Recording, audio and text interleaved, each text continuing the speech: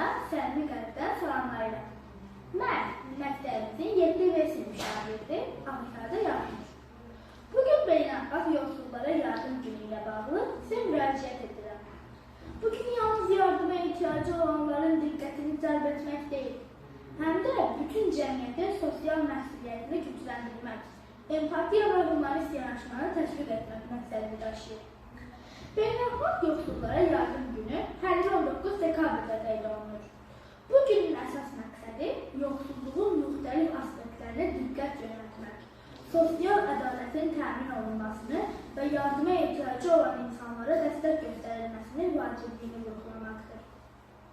Statistik məlumatlara görə dünyada 700 milyondan artıq insan gündəlik gəlir səviyyəsi aşağı olan əhali kateqoriyasına daxildir və onların əsas ehtiyacları qida, təhsil, səhiyyə və yaşayış şəraitidir.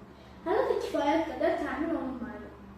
Bugün biz həm də onların həyat şəraitini yaxşılaşdırmaq üçün görülən tədbirlərdən, beynəlxalq təşəbbüslərdən və yeni sosial layihələrdən bəhs edəcəyik.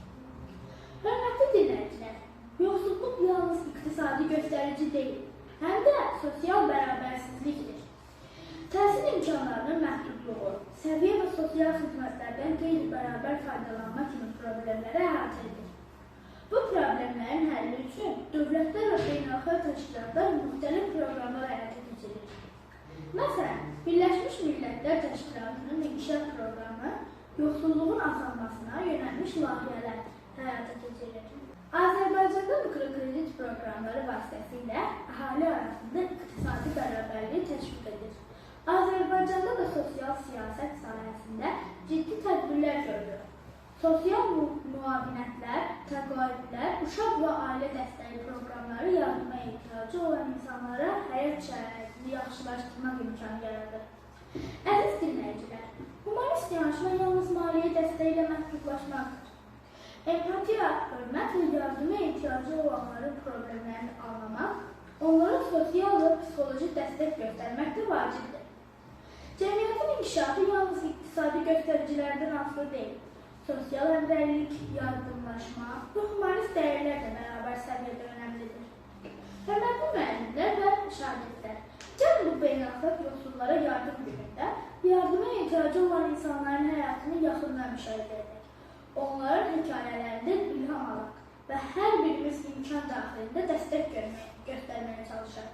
Yoxsulluğun aradan qaldırılması yalnız dövlət və beynəlxalq təşkilatların işi deyil.